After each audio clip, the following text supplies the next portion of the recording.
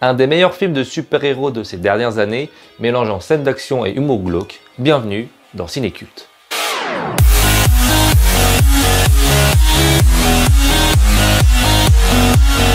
Bonjour à toutes et à tous, aujourd'hui nous nous attaquons à une petite pépite du cinéma de super-héros, le coolissime Kick-Ass. Réalisé par Matthew Vaughn et sorti en 2010, Kick-Ass ne révolutionne pas, mais réinvente le genre. Si vous avez vu et aimé les Kingsman 1 et 2 ainsi que le X-Men Le Commencement, je ne peux que vous inviter à aller voir Kick-Ass. Adaptation du comics du même nom, ce film réussit à détruire les codes du super-héroïque. Personnellement, j'ai lu les tomes associés au premier film, donc je crois que c'est le tome 1 et 2, et force est de constater que le film est quand même mieux que la BD. Sans m'étaler sur le sujet, le film reprend bien le scénario du comics, mais modifie certaines choses qui viennent sublimer à l'écran. Alors, qu'est-ce qui casse ?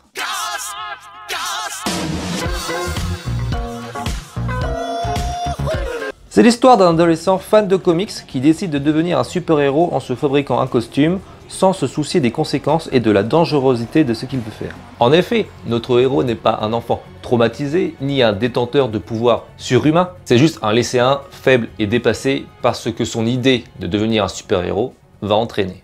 Le film est vraiment bon dans son ensemble, le rendu visuel est magnifique et la réalisation est assez originale.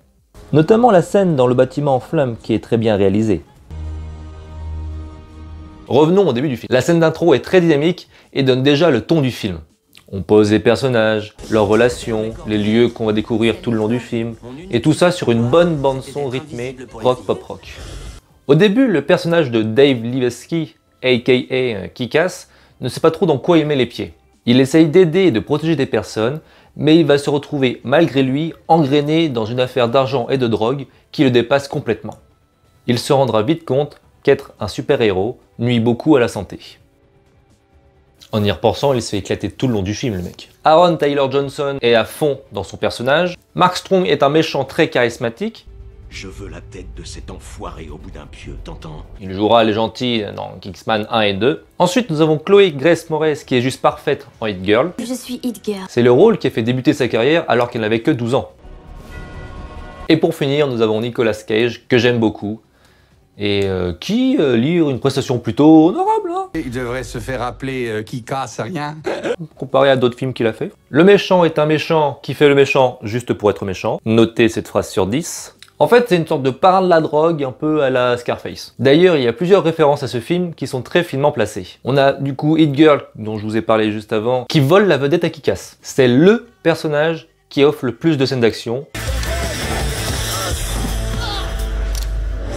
Mais c'est aussi le personnage le plus décalé. En effet, on a une gamine de 12 ans qui tranche et découpe des membres comme si elle jouait à la poupée.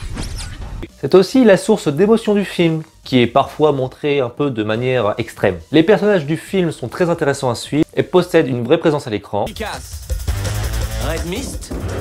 Oh merde, putain, ça fait mal. En plus d'avoir chacun leur propre caractère. Au niveau des couleurs et visuellement, c'est une réussite. Le film est très beau et les costumes sont très colorés.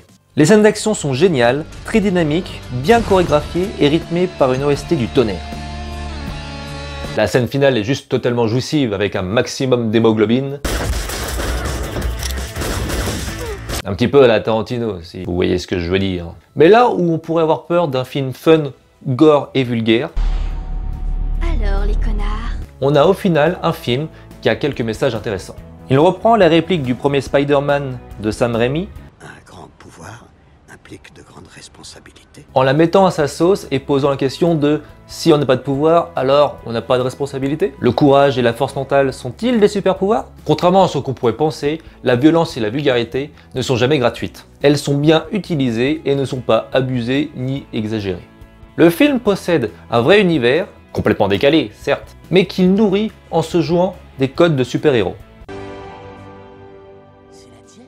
Voici la Mist Mobile. En conclusion, c'est un film très divertissant, drôle, bien réalisé lors des scènes d'action, on ne voit pas le temps passer, en plus de proposer un fond et un univers délirant. Voilà, si vous aussi vous voulez sauver la veuve et l'orphelin, Tu veux aller combattre le crime? n'hésitez pas à vous abonner. Si vous avez un film que je voulais que je traite, n'hésitez pas à commenter. Et moi je vous retrouve dans le futur pour de nouvelles aventures.